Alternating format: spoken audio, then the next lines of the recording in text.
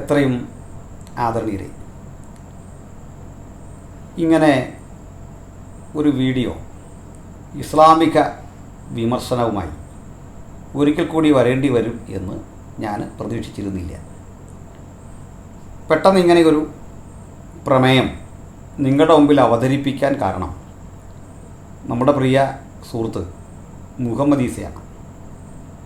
മുഹമ്മദ് ഈസ എന്ന മാന്യ സഹോദരനെ സാമൂഹ്യ മാധ്യമങ്ങളിലൂടെ പരിചയമില്ലാത്ത ആളുകൾ ചുരുക്കമാണ്.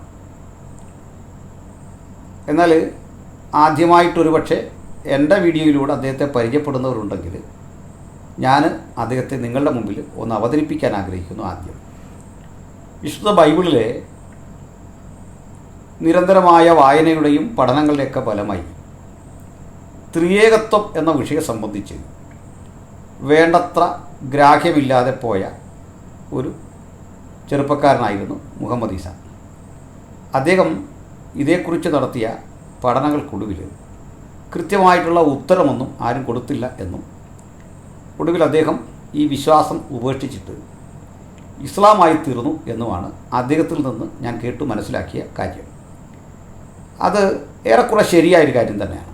കാരണം അദ്ദേഹത്തിൻ്റെ കുടുംബാംഗങ്ങളെല്ലാം ഏതെങ്കിലും തരത്തിൽ എനിക്ക് പരിചിതരോ അതല്ലെങ്കിൽ സുഹൃത്തുക്കളൊക്കെ ആയ ആളുകളാണ്. അതുകൊണ്ട് ഈ വിഷയത്തിൽ ഞാൻ അദ്ദേഹത്തെ അവിശ്വസിക്കുന്നില്ല. എന്നാൽ മറ്റൊരു കാര്യമുള്ളത്, ഈ ത്രിയേകത്വത്തിലെ സങ്കീർണത നിമിത്തം ഒരാൾക്ക് അത് വിശ്വസിക്കാൻ പറ്റുന്നില്ല എങ്കിൽ ക്രിസ്ത്യാനിറ്റിയുടെ തന്നെ ചില വേർഷൻസ് ഉണ്ട്. ത്രിയേകത്വം നിഷേധിക്കുന്ന ചില ഗ്രൂപ്പുകളുണ്ട്. ഉദാഹരണം യഹോവ വിറ്റ്നസ്. ഞാൻ അദ്ദേഹത്തോട് ഒരിക്കൽ നേരിട്ട് ചോദിച്ചു, അങ്ങനെയെങ്കിൽ നിങ്ങൾ എന്തിനാണ് ഇസ്ലാം സ്വീകരിച്ചത്? പകരം ഈ ത്രിയേകത്വ നിഷേധികളുടെ പക്ഷത്ത് അവിടെ സ്പേസ് ഉണ്ടല്ലോ, അപ്പോൾ നിങ്ങളെ ഇസ്ലാമിലേക്ക് അട്രാക്റ്റ് ചെയ്ത ആ ഘടകമെന്ത് എന്ന് ചോദിച്ചു. അദ്ദേഹം പറഞ്ഞത് യഹോവ സാക്ഷികൾ ഈ നരകം പോലെയുള്ള കാര്യത്തിലൊന്നും വിശ്വസിക്കുന്നില്ല. അതുകൊണ്ട് നരകമൊക്കെ ഉള്ള ഒരു ആധ്യാത്മികത ഇസ്ലാമാണ്. അതുകൊണ്ട് അല്ലെങ്കിൽ ന്യായവിധി എന്ന് കണ്ടാൽ മതി, അതാണ് ആകർഷിച്ചതെന്ന് എന്നോടൊരിക്കൽ പറഞ്ഞു. ഇനി അദ്ദേഹം അത് നിഷേധിക്കുമെന്നറിയില്ല. കാരണം അതൊരു സ്വകാര്യ സംഭാഷണ മധ്യേ, അടുത്തടുത്തിരുന്നുള്ളൊരു സംഭാഷണ മധ്യേ പറഞ്ഞ കാര്യമാണ്. എന്നെ സംബന്ധിച്ചിടത്തോളം ഒരാൾ ഈ ഫോണിൽ പറയുന്ന കാര്യങ്ങൾ റെക്കോർഡ് ചെയ്തിട്ടോ പേഴ്സണൽ ടോക്ക് ദോഷകരമായി എടുത്തുപയോഗിക്കുകയോ ചെയ്യുന്ന ഒരാളല്ല. അതുകൊണ്ട് അദ്ദേഹം അത് നിഷേധിച്ചാൽ എൻ്റെ മുമ്പിൽ വേറെ വഴി തെളിയിക്കാനൊന്നുമില്ല. എനിവേ, അതൊക്കെ അവിടെ നിൽക്കട്ടെ. ഇനി യഹോവ സാക്ഷിയിലേക്ക് അദ്ദേഹം പോകുന്നതോ അല്ലെങ്കിൽ ട്രിനിറ്റി നിഷേധിക്കുന്ന ഏതെങ്കിലും യൂണിറ്റേറിയൻ വിഭാഗത്തിൽ പോകുന്നതോ ഒരു കംഫർട്ടബിൾ സോണാണ് എന്ന് ഞാനും കാണുന്നില്ല. കാരണം ഞാനൊരു ട്രിനിറ്റേറിയനാണ്.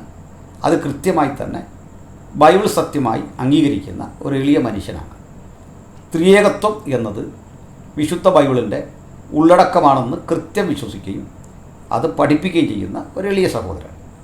അതുകൊണ്ട് തന്നെ അദ്ദേഹം ത്രിയേകത്വ നിഷേധികളായ ഏതെങ്കിലും ക്രൈസ്തവ പക്ഷത്ത് നിലയുറപ്പിച്ചു എന്നത് അത്ര ആശ്വാസകരമായി കാണുന്നില്ല. പക്ഷെ അദ്ദേഹം ഇസ്ലാം ആകുമ്പോൾ അതിൽ എനിക്കുള്ള ചില ചോദ്യങ്ങളുണ്ടായിരുന്നു എക്കാലത്തും. ആ ചോദ്യങ്ങൾ ഞാൻ അദ്ദേഹത്തോട് ചോദിച്ചുകൊണ്ടിരുന്നു. ഇന്നും ആ ചോദ്യം തുടരുന്നു. ആ ചോദ്യങ്ങൾക്കൊന്നും കൃത്യമൊരു മറുപടി അദ്ദേഹത്തിൻ്റെ പക്ഷത്തുനിന്ന് ഉണ്ടായിട്ടില്ല. ഉണ്ടാകാത്തതിൻ്റെ കാരണം അദ്ദേഹം പണ്ഡിതനല്ലാത്തത് കൊണ്ടോ ഇസ്ലാമിനോട് ആത്മാർത്ഥയില്ലാത്തത് കൊണ്ടോ ഒന്നുമല്ല. അദ്ദേഹം എന്നല്ല, ആർക്കും ഇസ്ലാമിനെതിരെ ഉയരുന്ന ചോദ്യത്തിന് ഉത്തരം പറയത്തക്ക പ്രാപ്തി അല്ലെങ്കിൽ അതിനുള്ള ഒരു വസ്തുതാപരമായ ജ്ഞാനം ഞാനൊരു ദാവക്കാരനിലും കണ്ടിട്ടില്ല. സഹോദരൻ മുഹമ്മദ് ഈസ അടക്കം അങ്ങനെ ഒരാൾ എവിടെയെങ്കിലും ഉണ്ടെങ്കിൽ അദ്ദേഹത്തെ ഞങ്ങളുടെ മുമ്പിൽ പരിചയപ്പെടുത്തുക. എന്ത് ചിലവും, ഇനി അദ്ദേഹം വിദേശിയാണെങ്കിൽ ഇവിടെ എത്താനുള്ള വിസ ഗവൺമെൻറ് അനുവദിക്കുന്ന പക്ഷം അതും ടിക്കറ്റും അദ്ദേഹത്തിൻ്റെ ചിലവും ഞങ്ങൾ വഹിക്കാം. ഞങ്ങൾ ചോദിക്കുന്ന ചോദ്യത്തിന്, ഖുറാനെ ആസ്പദമാക്കിയുള്ള ചോദ്യത്തിന് അദ്ദേഹം കൃത്യ ഉത്തരം തന്നാൽ മതി. ആ ഉത്തരം ഞങ്ങൾക്ക് സാറ്റിസ്ഫൈഡ് ആകണമെന്നുമില്ല. അദ്ദേഹത്തിൻ്റെ ഉത്തരം ഒന്ന് കേൾക്കാനാണ് ആഗ്രഹിക്കുന്നത്. അങ്ങനെ ഒരു ഉത്തരം ഇവരൊന്നും പറഞ്ഞിട്ടില്ല എന്നത് മറ്റൊരു സത്യം. കാരണം ഭഗവത്ഗീതയിൽ നിങ്ങൾക്ക് അവിശ്വസനീയമായൊരു കാര്യമുണ്ടെങ്കിൽ നിങ്ങൾക്ക് ഭഗവത്ഗീത ഉപേക്ഷിച്ച് മറ്റൊരു മാർഗത്തിലേക്ക്, ഉദാഹരണം ബൈബിളിലേക്ക്, അല്ലെങ്കിൽ ബൈബിൾ ഉപേക്ഷിച്ച് നിങ്ങൾക്ക് കമ്മ്യൂണിസത്തിലേക്ക്, അല്ലെങ്കിൽ കമ്മ്യൂണിസം ഉപേക്ഷിച്ച് നിങ്ങൾക്ക് കോൺഗ്രസ്സിലേക്ക് പോകാൻ ഒരു തക്ക കാരണം വേണം. ആ കാരണത്തിൻ്റെ പ്രത്യേകത നിങ്ങൾ ഉപേക്ഷിച്ച കമ്മ്യൂണിസം എന്നിട്ട് നിങ്ങൾ സംഘപരിവാറിലേക്ക് നിങ്ങൾ ചുവട് മാറ്റിയാൽ അത് കുറേ കൂടെ ശ്രേഷ്ഠമാണെന്ന് നിങ്ങൾക്ക് തെളിയിക്കാനാവണം.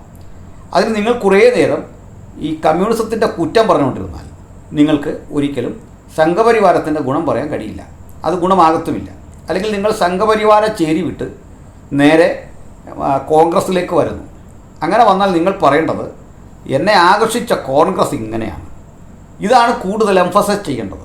സംഘപരിവാരം മോശമാണ്, അതുകൊണ്ട് ഞാൻ ഇങ്ങനെ സ്വീകരിച്ചു. അല്ലെ കോൺഗ്രസ്സിൽ നിന്ന് ഒത്തിരി പേരിപ്പോൾ ഈ സംഘപരിവാരത്തേക്ക് ചേക്കേറുന്നുണ്ട്. അപ്പോൾ നിങ്ങൾ പറയേണ്ടത് എന്താണ്? സത്യത്തിൽ ഇന്ന ഇന്ന ഗുണങ്ങൾ എനിക്കതിൽ ആകർഷണീയമായി തോന്നി, ആ ഗുണങ്ങൾ 1 by 1 ആയിട്ട് പറയണം. അതിനിതുവരെ മുഹമ്മദ് ഈസ തയ്യാറായിട്ടില്ല. ആകപ്പാടെ തയ്യാറാകുന്നത് അള്ളാഹു ഏകനാകുന്നു എന്ന് അത് പഠിപ്പിക്കുന്നു. അത് തന്നെ തെറ്റായ കാര്യമാണ്. അള്ളാഹുവിനൊരിക്കലും ആ ഏകത്വം മുഹമ്മദിനെ കൂടാതെ ഇല്ല എന്ന് നമുക്ക് ഇസ്ലാമിൽ നിന്ന് മനസ്സിലാക്കാം. കാരണം അവരുടെ തൗഹീദ് പൂർണ്ണമാകണമെങ്കിൽ ഒരാൾ അള്ളാഹു ഏകനാകുന്നു എന്ന് വിശ്വസിച്ചാൽ മാത്രം പോരാ, കൂടെ മുഹമ്മദ് അള്ളാഹുവിൻ്റെ പ്രവാചകനാകുന്നു എന്ന് കൂടി പറയണം. ഇത് രണ്ടും പറയാതെ തൗഹീദ് പൂർണ്ണമാകില്ല. ആകുമെങ്കിൽ ഇത് മുഹമ്മദ് ഈസ എന്ന് പറഞ്ഞാൽ മതി. അദ്ദേഹം അത് പറയില്ല. പറഞ്ഞാൽ ഇസ്ലാമിലെ മറ്റാളുകൾ അദ്ദേഹത്തെ എങ്ങനെ കൈകാര്യം ചെയ്യുമെന്ന് കണ്ടറിയണം. ഇനി മറ്റൊരു കാര്യം, ഞാനിപ്പോൾ ഈ വീഡിയോ ചെയ്യാൻ കാരണം ഏറെക്കുറെ ഈ ഇസ്ലാമിക സംവാദം ഞങ്ങളൊക്കെ നിർത്തിക്കൊണ്ടിരിക്കുന്നൊരു കാലഘട്ടമാണ്. അത് ഏതെങ്കിലും ഒത്തീർപ്പിൻ്റെ ഭാഗമായിട്ടൊന്നുമല്ല. അങ്ങനെ ഒരു ഒത്തീർപ്പ് വ്യവസ്ഥ ഇവിടെ ഇല്ല. മറിച്ച് അനിവാര്യമായ കാര്യങ്ങൾ ഞങ്ങൾ പറഞ്ഞത് ഈ അന്തരീക്ഷത്തിൽ കിടപ്പുണ്ട്. അത് കൃത്യമായി 100 കണക്കിന് വീഡിയോകളായി ഇവിടെ കിടപ്പുണ്ട്. അതിന് മറുപടി പറയുന്ന ഒരു ദാവാക്കാരൻ ജനിക്കും വരെ ഒരു താൽക്കാലിക മൊറട്ടോറിയം അതിന് എന്നെ സംബന്ധിച്ചോളം ഏർപ്പെടുത്തിയിട്ടുണ്ട്. എന്നാൽ ഒരു കണ്ടീഷനുണ്ട്.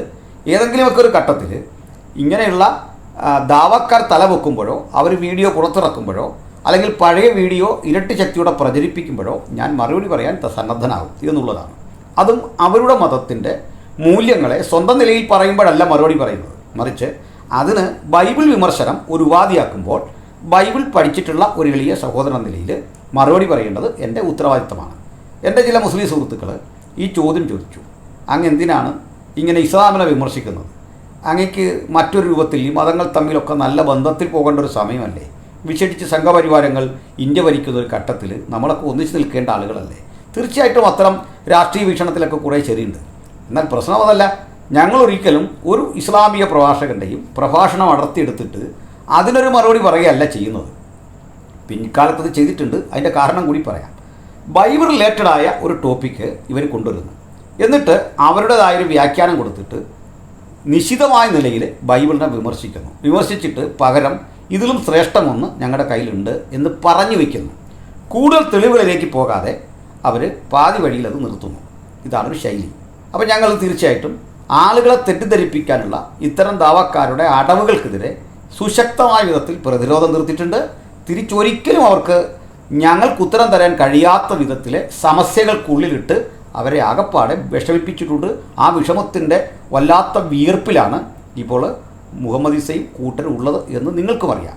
ഏതാണ്ട് അക്ബർ സാഹിബും അദ്ദേഹത്തിൻ്റെ ആചാര്യനായ അക്ബർ സാഹിബും അതുപോലെ മറ്റ് പ്രമുഖരായ ആളുകളൊക്കെ ഉൾവലിഞ്ഞിട്ടുള്ള ഒരു മേഖല കൂടിയാണ് ഈ സംവാദം. ഞാൻ പലപ്പോഴും പറയാറുണ്ട്, അക്ബർ സാഹിബിനോ അല്ലെങ്കിൽ സാക്കിർ നായിക്കിനോ ഈ മുഹമ്മദ് ഈസയ്ക്കോ ഇനി ഞങ്ങളെ കൂടെ കൂട്ടിക്കൊണ്ടുള്ള ഒരു പരസ്യ സംവാദത്തിന്, ആശയപരമായൊരു സംവാദത്തിന് ഒരിക്കലും ത്രാണി ഉണ്ടാവില്ല.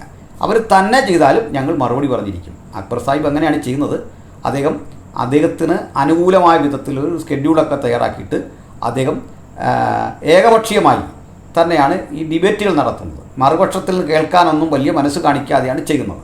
എന്നാൽ അത് വരുത്തി വെച്ച വിന ഗുണത്തെക്കാളേറെ ദോഷമാണെന്ന് തിരിച്ചറിഞ്ഞിട്ട് അദ്ദേഹവും അതിനൊരു മൊറട്ടോറിയം പ്രഖ്യാപിച്ചിട്ടുണ്ട്.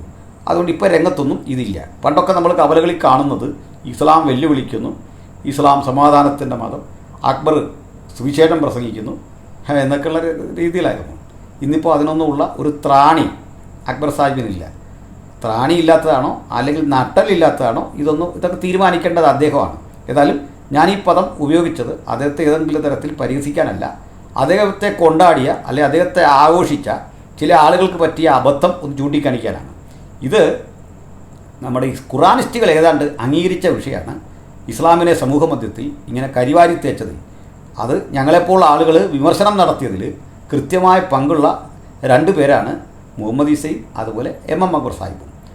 ഈ ഘട്ടത്തിൽ ഞാൻ എന്തിനാണ് വീണ്ടും ഈ വിഷയത്തിൽ ഒരു ചർച്ചയ്ക്കോ അല്ലെങ്കിൽ ഒരു വീഡിയോ പ്രകാശിപ്പിക്കുന്നതിനോ കാരണം? ആ കാരണം മുഹമ്മദ് ഈസയുടേതായി പ്രചരിക്കുന്ന ഒരു വീഡിയോ ആണ്. ആ വീഡിയോ കണ്ടിട്ടത് അല്പം പഴയതാണെന്ന് തോന്നുന്നു. നിച്ച് ഓഫ് ട്രൂത്തിൻ്റെ ബാനറിൽ നിന്നുകൊണ്ട് മുഹമ്മദ് ഈസ നിർവഹിക്കുന്ന ഒരു പ്രസംഗമാണ്. അതിൻ്റെ പ്രസക്തമായ ചില ഭാഗം ഞാൻ നിങ്ങളെ കാണിച്ചുകൊണ്ട് തുടങ്ങാം. കാരണം നീണ്ടൊരു വീഡിയോ ആണ്, അത് മൊത്തം കാണിക്കുന്നത് ശരിയുമല്ല. കാരണം അതിന് കോപ്പിറൈറ്റ് ഉണ്ട്, അതിൻ്റേതായ പ്രശ്നങ്ങളുണ്ട്. നമുക്ക് അതിൻ്റെ ഉള്ളടക്കത്തെ ഞാൻ എല്ലാ ഉള്ളടക്കത്തിലേക്കും പോകുന്നില്ല.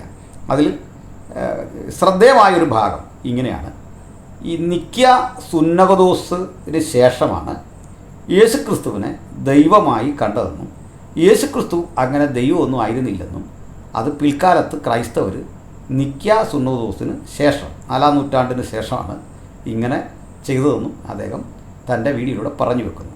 അത് അതിൻ്റെ ആമുഖം നമുക്കൊന്ന് കേട്ടുകളയാം. ഈസാ അലൈഹി ഇസ്ലാമിന്റെ കാലശേഷം ഈസാ അലൈഹി ഇസ്ലാം ദൈവമാണെന്നും ഈസാ അലൈഹി ഇസ്ലാം ആരാധനയ്ക്ക് അർഹനാണെന്നും ഈസാ അലൈഹി ഇസ്ലാം അനാദികാലത്തിൽ ദൈവത്തിൽ നിന്നും ജനിച്ച ദൈവമായ ദൈവപുത്രനാണെന്നും ക്രൈസ്തവ പണ്ഡിതന്മാർ ക്രിസ്താബ്ദം 325 നിക്യ വിശ്വാസ പ്രമാണം എന്ന പേരിൽ ലോകത്ത് രേഖപ്പെടുത്തി വെച്ചു. മുഹമ്മദ് ഈസ പറയുന്നത് ഈ നിക്യ സുന്നകദോസിന് ശേഷം, യേശുക്രിസ്തുവിനൊരു 4 നൂറ്റാണ്ടുകൾക്ക് ശേഷം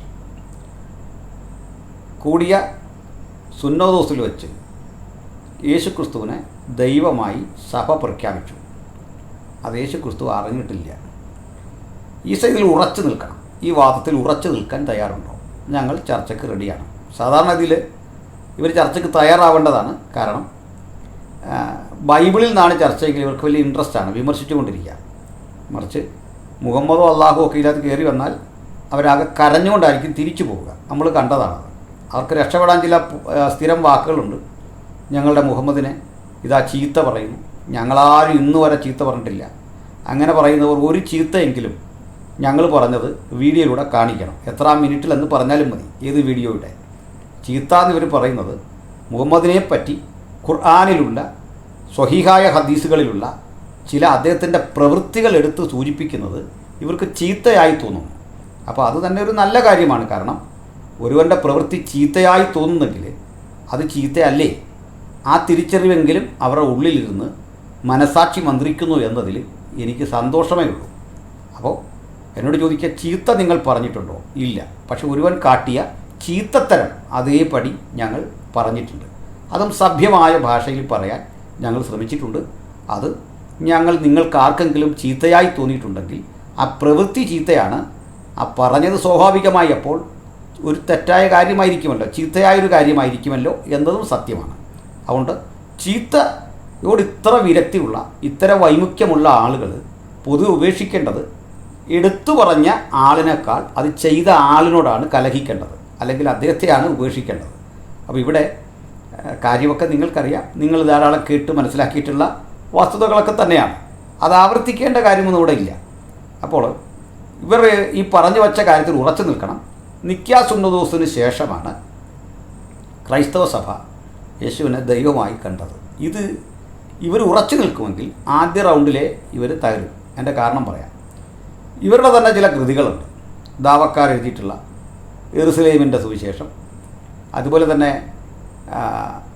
നിരവധി ഇത്തരം കൃതികൾ. അതിൽ ഏറ്റവും കൂടുതൽ മറ്റൊന്നുകൂടെ ഓർക്കുന്നത്, നമ്മളുടെ പ്രമുഖനായ മുജാഹിദ് ബാലുശ്ശേരി ഉണ്ടല്ലോ, എന്നോട് സംവാദത്തിന് വരുന്നു. മറൈൻ ഡ്രൈവിൽ സ്ഥലം എടുക്കാൻ പോകുന്നു, സംവാദത്തിനാട്ടോ. പിന്നെ ഒരു മേശയ്ക്ക് ചുറ്റിരുന്ന് ഇപ്പോൾ സംവാദം ചെയ്യും എന്നൊക്കെ പറഞ്ഞ വീരവാദം മുഴക്കിയ മഹാശയനുണ്ടല്ലോ. അപ്പോൾ അവസാനം എൻ്റെ മോളെയും ജബ്ബാർ മാഷിനെയൊക്കെ ചേർത്ത് അശ്ലീല കഥകൾ പറഞ്ഞുകൊണ്ട് അദ്ദേഹം മാറുന്ന രംഗം കണ്ടു. പിന്നെ കന്യാസ്ത്രീകളെ എന്നെയൊക്കെ ചേർത്തുകൊണ്ട് അശ്ലീല കഥകൾ പറഞ്ഞ് അദ്ദേഹം ആക്ഷേപിക്കുന്ന ഒരു വീഡിയോ, ഒത്തിരി വീഡിയോകൾ വന്നിരുന്നു. ആ ഇടയ്ക്ക് ഞങ്ങൾ നല്ല ആ ഏറ്റുമുട്ടലായിരുന്നു, നിങ്ങളത് കണ്ടാണ്. ആ കൂടെ അദ്ദേഹം പൗലോസിനെക്കുറിച്ച് പറയുന്നൊരു കാര്യം, സകല തിന്മകളുടെയും കാരണക്കാരനായ പൗലോസ് യേശുവിൻ്റെ സുവിശേഷത്തെ അട്ടിമറിച്ചു. അപ്പോൾ പൗലോസാണ് യേശുവിനെ ദൈവമാക്കിയതെന്ന് ദാവക്കാരുടെ ഒരു പൊതു തത്വമാണ്. മുഹമ്മദ് ഈസയ്ക്ക് വ്യത്യസ്ത അഭിപ്രായം ഉണ്ടെങ്കിലേ അവിടെ തർക്കമുള്ളൂ, ഉണ്ടാകാൻ സാധ്യതയില്ല. കാരണം ഇവരെല്ലാം പൗലോസ് വിരുദ്ധരാണ്. മുഹമ്മദ് ഈസ കൃതിയിൽ പോലും പൗലോസിനെ വിമർശിക്കുന്ന തരത്തിലുള്ള ധാരാളം കാര്യങ്ങളുണ്ട്. ഉദാഹരണം റോമർ 9:5 പൗലോസ് കൃത്യമായി യേശുവിൻ്റെ ദൈവത്വം വിശദീകരിക്കുകയാണ്. അവിടെ കർത്താവായ യേശു ക്രിസ്തു സകലത്തിനും മീതെ ദൈവമായി വാഴ്ത്തപ്പെട്ടവൻ എന്ന് കൃത്യം പൗലോസ് പറയുകയാണ്. പിന്നെയും കൊലോസ്യ ലേഖനം, അതുപോലെ തന്നെ പൗലോസിൻ്റെ എബ്രായ ലേഖനം, ഇതൊക്കെ എടുത്ത് പഠിച്ചാൽ കൃത്യമായി തന്നെ യേശു ക്രിസ്തുവിൻ്റെ ദൈവത്വം സ്ഥിരീകരിച്ച് ഉറപ്പിച്ച് പൗലോസിലേക്ക് പറയുന്നുണ്ട്. അപ്പോൾ ദൈവത്വം യേശു ക്രിസ്തുവിൻ്റെതായി പൗലോസ് പറയുന്നതും നിക്യാ സുന്നോദോസും തമ്മിലുള്ള കാലത്തിൻ്റെ അകലം ഏതാണ്ട് 300-ൽ പരം വർഷമാണ്. അപ്പോൾ ഇവിടെ ഇദ്ദേഹം സ്ഥാപിക്കുന്നത് ക്രൈസ്തവ സഭയുടെ ആദ്യത്തെ 4 നൂറ്റാണ്ടുകൾ ആരും യേശുവിനെ ദൈവമായി കണ്ടില്ല എന്നാണ്. അപ്പോൾ ഈ ക്ലിപ്പാണ് എൻ്റെ കയ്യിൽ കിട്ടിയത്. ഇനി ഇതോടൊപ്പം തന്നെ ഈ 300-ന് ശേഷമെന്ന വാദം ഇവിടെ തന്നെ ഇവരുടെ വാക്കുകളാൽ തള്ളിപ്പോവും. അപ്പോൾ കാരണം ഇവർ പൗലോസ് വിമർശകരാണ്. ഞാനിതിനൊക്കെ മറുപടി പറഞ്ഞിട്ടുള്ളതാണ്. ആദ്യമായി തിരുത്തേണ്ടത് യേശുക്രിസ്തുവിനെ 300 യേശുക്രിസ്തുവിൻ്റെ കാലഘട്ടത്തിൽ ജീവിച്ചിരുന്ന പൗലോസ്ലീഹ, അദ്ദേഹത്തിൻ്റെ മരണത്തിൻ്റെ ഏതാനും നാൾക്ക് ശേഷം മാനസാന്തരപ്പെട്ട പൗലോസ് അദ്ദേഹത്തിൻ്റെ പ്രഭാഷണങ്ങളിൽ യേശുവിൻ്റെ ദൈവത്വം കൃത്യമായി തന്നെ പറഞ്ഞിരുന്നു. ഇനി യേശുവിനെ ക്രൈസ്തവ സഭ അനാദിയായ ശാശ്വതവാസിയായ ദൈവമായി കാണുന്നുണ്ടോ എന്ന് വെച്ചാൽ ഉണ്ട്. എന്നു മുതലാണ്? അത് യേശുവിൻ്റെ കാലം മുതലേ അങ്ങനെയാണ്. അതിനൊരു ഇടവേള പോലും വന്നിട്ടില്ല. യേശു ആത്യന്തിക ദൈവപുത്രനായി ദൈവമായി തിരുവെഴുത്തിലുടനീളം പ്രകീർത്തിക്കപ്പെട്ടിട്ടുണ്ട്. അത് നിക്യാ സുന്നോദോസ് വരെയൊന്നും കാത്തിരിക്കേണ്ടി വന്നിട്ടില്ല.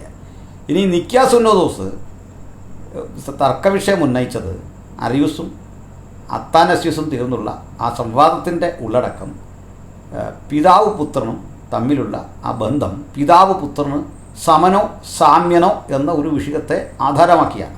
സ്വാഭാവികമായി ഇതിലേക്ക് ത്രിയേകത്വ ചർച്ചയൊക്കെ വരും. അത് ത്രിയേകത്വം സ്ഥാപിക്കാൻ വേണ്ടി നടത്തിയ ചർച്ചയുമല്ല, യേശുവിൻ്റെ ദൈവത്വം സ്ഥാപിക്കാൻ വേണ്ടി നടത്തിയ ചർച്ചയല്ല. യേശുവിൻ്റെ ദൈവത്വത്തിനും ത്രിയേകത്വത്തിലെ ആ സമഭാവനയ്ക്കുമെതിരെ രൂപപ്പെട്ടു വന്ന പാഷാണ്ഡതയെ ഖണ്ഡിക്കാൻ വേണ്ടിയാണ് ആ ചർച്ച രൂപപ്പെട്ടത്. പുതുതായി ഒന്നിനെ അവിടെ സ്ഥാപിക്കുകയല്ല, ഉള്ള ഒന്നിനെ സ്ഥിരീകരിക്കുകയാണ് ആ ചർച്ചയിലൂടെ സാധിച്ചിട്ടുള്ളത്. അതാണ് ചരിത്രം. ഈ ആളുകളെ തെറ്റിദ്ധരിപ്പിക്കാൻ ഇതിനു ശേഷമാണ് ഈ യേശു ദൈവമായി ക്രൈസ്തവ സഭയിൽ രൂപപ്പെട്ടത് എന്നുള്ള അദ്ദേഹത്തിൻ്റെ വാദം തെറ്റാണ്. ഇവിടെ അദ്ദേഹം മറ്റൊരു കാര്യം കൂടെ എല്ലാ ദാവക്കാരനെ പോലെയും ചെയ്യുന്നുണ്ട്. അദ്ദേഹത്തെ സംബന്ധിച്ചുള്ള അത് തെറ്റല്ല, ഞങ്ങളെ സംബന്ധിച്ചുള്ള ഒരു ഗുരുതര തെറ്റ്. അത് ഈസ എന്ന ഒരു സങ്കല്പ കഥാപാത്രത്തെ ബൈബിളിലെ യേശു ക്രിസ്തുവിനോട് തുലനപ്പെടുത്തിക്കൊണ്ട് അദ്ദേഹം നടത്തിക്കൊണ്ടുള്ള നിരീക്ഷണമാണ്. അദ്ദേഹം പറഞ്ഞതെല്ലാം ഈസാ നബിയെയും അള്ളാഹുവിനെയും കുറിച്ചാണെങ്കിൽ ഞങ്ങൾക്ക് ആ കാര്യത്തിൽ വിയോജിപ്പില്ല. കാരണം ക്രൈസ്തവ സഭ വിശ്വസിക്കുന്ന, ക്രൈസ്തവ സഭയ്ക്ക് സ്വീകാര്യനായ, ക്രൈസ്തവ സഭയുടെ കർത്താവും രക്ഷിതാവുമായ യേശുക്രിസ്തു എന്ന ദൈവപുത്രൻ ഒരിക്കലും ഖുർആനിൽ പറയുന്ന ഈസ എന്ന കഥാപാത്രമല്ല. ചരിത്രപരമായി അതിന് പൊരുത്തമില്ല, ഖുർആനിലെ വിശദീകരണം അനുസരിച്ചും അതിന് പൊരുത്തമില്ല. ഒരിക്കലും അവ തമ്മിൽ സമരസപ്പെട്ടു പോകുന്ന കാര്യമല്ല. മറ്റൊരു കാര്യം, ഖുർആനിൽ പറയുന്ന അള്ളാഹ് എന്ന വ്യക്തിയും ബൈബിളിലെ ഏകസത്യ ദൈവവും തമ്മിലും യാതൊരു തരത്തിലും ബന്ധമില്ല. ഒരാളൊരു ഗോത്രദേവനാണ്, അറബി മാത്രം അറിയാവുന്ന ഒരു ഗോത്രദേവൻ. അതുതന്നെ ഞാൻ പലപ്പോഴും പറഞ്ഞിട്ടുണ്ട്, തമാശയായിട്ടല്ല, ഗൗരവത്തിലെടുക്കണം. ഒരു സർവ്വവും അറിയുന്നൊരു ദൈവം, സകലത്തിനും കാരണഭൂതനായൊരു ദൈവം, തൻ്റെ സൃഷ്ടിക്ക് മുഴുവൻ അധിപതിയായൊരു ദൈവം, മനുഷ്യൻ അറബിയിൽ തന്നെ പ്രാർത്ഥിച്ചെങ്കിലേ കേൾക്കൂ എന്ന് പറയുന്നതിനകത്ത് അദ്ദേഹത്തിന് അറബി മാത്രമേ അറിയുന്നതാണ് അതിൻ്റെ അർത്ഥം. വേറൊന്നും അദ്ദേഹത്തിന് അറിയില്ല. അതിൻ്റെ സർവശക്തനെ, സർവജ്ഞാനിയെ, സർവ്വവ്യാപിയെ മലയാളത്തിൽ വിളിച്ചാൽ കേൾക്കാനുള്ള മനസാക്ഷിയൊന്നും അള്ളാഹ്ക്കില്ലേ? അപ്പോൾ അള്ളാഹ്ക്കൊരു ഗോത്രത്തിനപ്പുറത്തേക്കുള്ള അറിവോ കാഴ്ചപ്പാടുകളോ ഇല്ല. അള്ളാഹുടെ ഖുറാനിലും ഈ പരിമിതിയൊക്കെ തന്നെ കാണാം. അള്ളാഹുടെ ഖുറാനിലെ തെറ്റുകളുടെ ഒരു സമാഹാരത്തെ തന്നെ ഞാൻ വേണമെങ്കിൽ ഇനിയൊരു വീഡിയോയിൽ നിങ്ങൾ ആവശ്യപ്പെട്ടാൽ ചൂണ്ടിക്കാണിക്കാം. ശാസ്ത്രബദ്ധങ്ങൾ, ചരിത്രബദ്ധങ്ങൾ, ഭാഷാപരമായ പ്രശ്നങ്ങൾ ഒക്കെ തന്നെ ചൂണ്ടിക്കാണിക്കാം. എന്നെപ്പോലെ സാധാരണക്കാരൻ വായിച്ചാൽ മനസ്സിലാകുന്ന ധാരാളം തെറ്റുകളുടെ ഒരു കൂമ്പാരം അതിനകത്തുണ്ട്. ആ തെറ്റിനെയും ഞാൻ ഗൗരവത്തിലെടുക്കുന്നില്ല. കാരണം നമുക്ക് 6-ാം നൂറ്റാണ്ടിലെ ആളുകൾ ദൈവമായി കണ്ടിരുന്ന ഒരു ഗോത്രദേവൻ്റെ പരിമിതി കൊണ്ടുണ്ടായ കാര്യങ്ങളാണ്. അല്ലാതെ ആരെങ്കിലും മനഃപൂർവ്വം അതിൽ വരുത്തിയ പിശകായിട്ടൊന്നും ഞാൻ കാണുന്നില്ല. ചന്ദ്രനെ പിളർത്തിയ കഥയും അതുപോലെ തന്നെ ആനക്കലഹം എന്ന തമാശയൊക്കെ ഉണ്ട് ഇതിനകത്ത്. അൽഫീൽ എന്നൊരു അധ്യായം ഞാൻ പല സംവാദങ്ങളിൽ അത് പറഞ്ഞിട്ടുണ്ട്. അത് കോമഡി ആയതുകൊണ്ട് പറയുന്നതാണ്. അപ്പോൾ ഇത്തരം ഒട്ടേറെ അശാസ്ത്രീയമായ ചരിത്രവിരുദ്ധമായ വസ്തുതകൾ ഇതിൻ്റെ ഉള്ളിലുണ്ട്. അബ്രഹാമും ഇസ്ഹാക്കും ഒക്കെ കൂടി മെക്കയ്ക്ക് പോയ കഥയുണ്ട്. ആദം മക്ക പണിത ആ മക്കയിൽ ആരാധന കഴിച്ച കഥയുണ്ട്. മക്ക പള്ളിയുടെ ആദ്യത്തെ നിർമ്മാണത്തെപ്പറ്റി ഒക്കെ ഈ രൂപത്തിലൊക്കെയുള്ള കെട്ടുകഥകളുടെ ഒരു സമാഹാരം ഇതിനകത്തുണ്ട്. ചരിത്രത്തോടൊന്നും ഒരിക്കലും പൊരുത്തമില്ലാത്ത 100 സംഭവങ്ങൾ, അതുപോലെ സോളമനുമായി ബന്ധപ്പെട്ടുള്ള കഥകൾ, ഐതിഹ്യമാലയെ വെല്ലുന്ന വിധത്തിലെ കെട്ടുകഥകൾ ഇവിടെ ധാരാളമുണ്ട്. ഒരു തരത്തിലും പൂരിപ്പിക്കാനാവാത്ത കാര്യങ്ങളുണ്ട്. അപ്പോൾ എന്തിനാണ് ഇതൊക്കെ പറയുന്നത്? അതിനൊക്കെ ഹേതുവായ ഒരു ദേവൻ. അപ്പോൾ ഈ കാട്ടറബികൾ ആരാധിച്ചു പോന്നിരുന്ന ഒരു ദേവൻ, 3 പെൺമക്കളുള്ള ഒരു ദേവൻ, ചരിത്രത്തിൽ കൃത്യമായി അതേപ്പറ്റി സൂചനകളുണ്ട്, പലയാവർത്തി പറഞ്ഞു. ആ വ്യക്തിയെ ഒരിക്കലും നിങ്ങൾ ക്രൈസ്തവർ വിശ്വസിക്കുന്ന ദൈവത്തോട് സമരസപ്പെടുത്താൻ പാടില്ല. അത് നിങ്ങൾക്ക് നിങ്ങളുടെ നിലയിൽ അള്ളാഹുവിനെ പരിചയപ്പെടുത്തിയാൽ ഞങ്ങൾക്കതിൽ വിരോധമൊന്നുമില്ല. ക്രൈസ്തവർ വിശ്വസിക്കുന്ന ദൈവവും അള്ളാഹു ഒരാളാണ് എന്നുള്ള നിലയിലേക്ക് നിങ്ങൾ ചർച്ചയെ പരിമിതപ്പെടുത്തുമ്പോൾ ഞങ്ങൾ മറുപടി പറയും. അല്ല എന്ന് പറയാൻ ഞങ്ങൾക്ക് സ്വാതന്ത്ര്യമുണ്ട്, അതേ ഉപയോഗിക്കുന്നുള്ളൂ. അപ്പോൾ നിങ്ങൾ ഈ ഈസയോ അല്ലായോ ആരുമായിക്കൊള്ളട്ടെ, അതിൽ ഞങ്ങൾക്കൊരു പരാതിയില്ല. ഈസാ ദൈവപുത്രനോ ഇനിയും മരിക്കാത്ത ആളോ ക്രൂശ് മരണം സംഭവിക്കാത്ത ആളോ അല്ലെങ്കിൽ മുഹമ്മദിനേക്കാൾ വളരെ താഴെ നിൽക്കുന്ന ഒരു ശ്രേഷ്ഠ പ്രവാചകനോ, അങ്ങനെയാണ് മുഹമ്മദ് ഈസ പറയുന്നത്. അതൊക്കെ ആയിക്കൊള്ളട്ടെ, ഞങ്ങൾക്കതിൽ വിരോധമൊന്നുമില്ല. അത് നിങ്ങളുടെ ഒരു പ്രവാചകനാണ് എന്ന് അംഗീകരിക്കാനും ഞങ്ങൾക്ക് മടിയില്ല. അങ്ങനെ ഒരു പ്രവാചകൻ നിങ്ങൾക്കുണ്ടോ? ഉണ്ടെങ്കിൽ ആകട്ടെ, അതിൽ വിരോധമില്ല. പക്ഷേ ദയവായി നിങ്ങളതിനെ ബൈബിളിലെ യേശുക്രിസ്തുമായി കൂട്ടിക്കെട്ടുന്നത് ഞങ്ങളെ അപമാനിക്കലാണ്. ആ ഒരു ദുഃഖം ഞങ്ങൾ പങ്കിടുന്നുണ്ട്. കാരണം ഒരു തരത്തിലും അത് പൊരുത്തപ്പെട്ടു പോകാൻ പറ്റിയ കാര്യങ്ങളല്ല. മാത്രമല്ല, അദ്ദേഹത്തെ കൊണ്ട് ഈ മുഹമ്മദിന് തൊട്ട് പിന്നിൽ അദ്ദേഹത്തെ ബന്ധിക്കുക എന്ന് പറഞ്ഞാൽ ക്രൈസ്തവ സഭയോട് നിങ്ങൾ കാണിക്കുന്ന അനാദരവ് തന്നെയാണ്. മതങ്ങൾ തമ്മിലുമൊക്കെ ഒരു നല്ല ആരോഗ്യകരമായ ബന്ധം വേണ്ടേ? ആ ബന്ധമനുസരിച്ച് നിങ്ങൾ സ്വന്തം നിലയിലാണ് പോകുന്നതെങ്കിൽ അതിൽ അഭിപ്രായ വ്യത്യാസമില്ല. എന്നാൽ യേശുക്രിസ്തു എന്ന ദൈവപുത്രനെ ഇനി ഒരു മനുഷ്യപുത്രനായി തന്നെ എടുത്താൽ പോലും യേശുവിൻ്റെ സ്വഭാവ മഹിമയ്ക്കോ അവിടുത്തെ ആജ്ഞാശക്തിക്കോ അവിടുത്തെ അഭിപ്രായ ശക്തിക്കോ അല്ലെങ്കിൽ അവിടുത്തെ ആ മേധാശക്തിക്കോ നിലപാടുകൾക്കോ ഒപ്പമൊന്നും ഒരളവിലും വരാത്ത ഒരു സാധാരണ മനുഷ്യൻ പോലും ചെയ്യാത്ത തരത്തിലെ തെറ്റായ പ്രവണതകളിലൂടെ മാത്രം സഞ്ചരിച്ച ഒരാൾ, ആ തെറ്റുകളുടെ ഒരു സമാഹാരം മാത്രമായിരുന്ന മുഹമ്മദ്. അല്ലെങ്കിൽ അങ്ങ് ദയവായിട്ട് പ്രകോപിതനാകാതെ പറയണം, ദാ ഇതൊക്കെയാണ് മുഹമ്മദിൻ്റെ ശരികൾ. ഒരിക്കലും ഞങ്ങൾക്ക് അത് കേൾക്കാൻ പറ്റിയിട്ടില്ല. അതുകൊണ്ട് ദാവാക്കാരെങ്കിലും കേൾക്കുന്നെങ്കിൽ ഇതുപോലൊരു വീഡിയോയിൽ വന്നിട്ട് അൽക്കൊടുത്തോട്ടം പറഞ്ഞതിൽ തെറ്റുണ്ട്, ഇതാ പിടിച്ചോ, ആ മഹാനുഭവൻ യേശുക്രിസ്തുവിനേക്കാൾ ഇന്നിന്ന നിലകളിൽ ശ്രേഷ്ഠനും മഹാനുമാണ്. ഇനി വേണ്ട, ഞങ്ങൾക്ക് അതുപോലെ പോകണ്ട.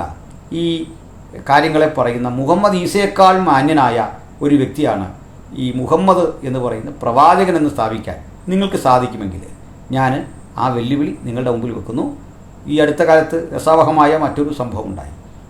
കഴിഞ്ഞ നാളുകളൊക്കെ ഞങ്ങൾ ചോദിച്ചുകൊണ്ടിരുന്നു, മുഹമ്മദിൻ്റെ 10 ധാർമ്മിക ഗുണങ്ങളൊന്ന് പറയുമോ? ഇതായിരുന്നു ചോദ്യം. ഈ ചോദ്യത്തിന് ഇന്ന് വരെ ആരും ഉത്തരമേറ്റെടുത്തിട്ടില്ല. തിരിച്ച് ഒരു മറുചോദ്യം, മുഹമ്മദിന് എവിടെ മാതൃകയില്ലാത്തത്? ഇതാണ് പറയുന്നത്. അങ്ങനെയൊക്കെയുള്ള ചോദ്യങ്ങളിലൂടെ പോവാണ്. ഇനി ഞങ്ങളിപ്പോൾ ചോദ്യം മാറ്റി. ആ ചോദ്യം എന്താണ്? ആ ചോദ്യം മുഹമ്മദിനേക്കാൾ മോശം ഒരു മനുഷ്യനെ കാണിക്കാമോ എന്ന നിലയിലേക്ക് ചോദ്യം എത്തിക്കഴിഞ്ഞു.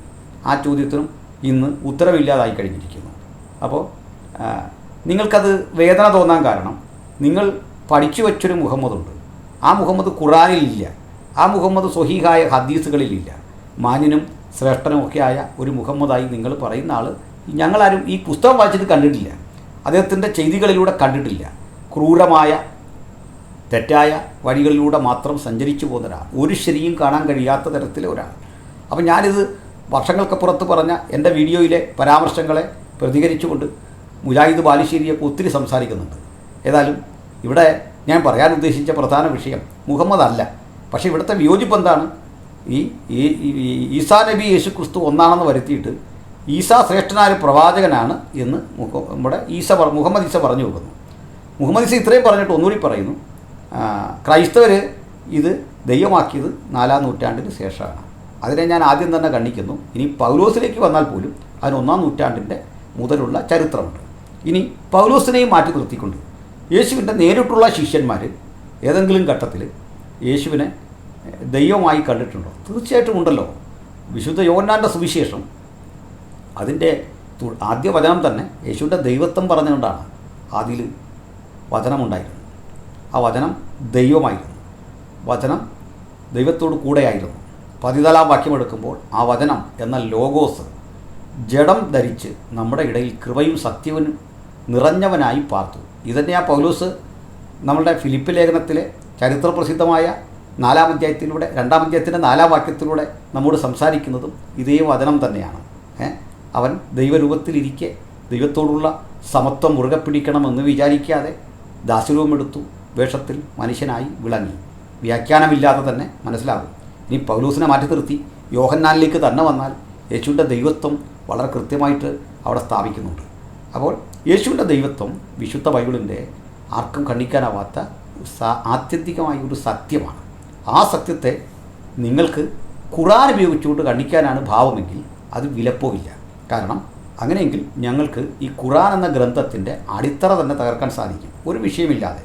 അതിൻ്റെ ഇൻസ്പിറേഷൻ എന്ന് നിങ്ങൾ അവകാശപ്പെടുന്ന കഥകൾ, അതെഴുതിയ മുഹമ്മദിന് കിട്ടിയ വെളിപ്പാടിനെക്കുറിച്ചുള്ള ഏറ്റവും സംശയാസ്പദമായ സാഹചര്യങ്ങൾ, അദ്ദേഹത്തിന് പ്രവാചകൻ എന്ന അറ്റസ്റ്റേഷൻ നൽകുന്ന ബറക്കത്ത് ഇബ്നു നൗഫലിൻ്റെ വിശ്വാസ്യത, പിന്നെ അദ്ദേഹം കണ്ടു എന്ന് അവകാശപ്പെടുന്ന ദൂതനെ മറ്റാരും കണ്ടിട്ടില്ല, അദ്ദേഹത്തിൻ്റെ മാത്രം ക്ലെയിമാണിത്, അതിലൂടെ അനേക ആളുകൾ സമകാലികർ വഞ്ചിക്കപ്പെട്ട കഥ, അനേകർക്ക് മാതൃകയാകേണ്ട ഒരു പ്രവാചകനിൽ സംഭവിച്ച ധാർമ്മികമായ അപജയങ്ങളുടെ ഒരു ഘോഷയാത്ര ഇന്നും ഏതൊരു ഈ ഇസ്ലാമിക ദാവാ പ്രഭാഷകനും പെട്ടെന്ന് വികാരഭരിതനായി പ്രതികരിക്കത്തക്ക വിധത്തിൽ, പ്രകോപിതനായി തീരത്തക്ക വിധത്തിൽ സംസാരിക്കുന്ന നിരവധി കാര്യങ്ങൾ നോക്കണം.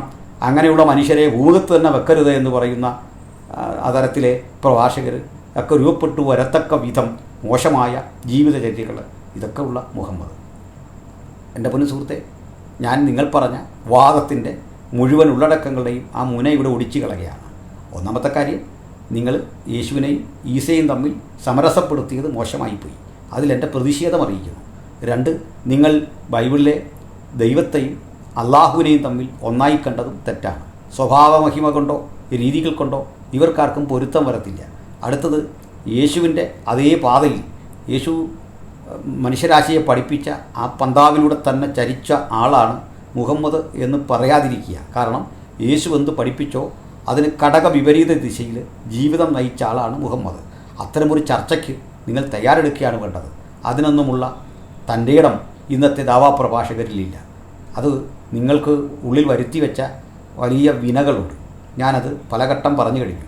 ഇവിടെ ഞങ്ങളാരും ഇസ്ലാമിക വിമർശകരായി ജനിച്ചവരോ അതിൽ തൽപരരോ ആയിരുന്നില്ല. ഇപ്പോഴും എനിക്കതിൽ വലിയ താല്പര്യമില്ല. പക്ഷേ മുഹമ്മദ് ഈസയെ പോലെയുള്ള ആളുകൾ ഇത്തരം വീഡിയോകളുമായി വന്ന് ജനങ്ങളെ തെറ്റിദ്ധരിപ്പിക്കാൻ തുടങ്ങുമ്പോൾ അതിനോട് ഞങ്ങൾ പ്രതികരിച്ചിരിക്കും.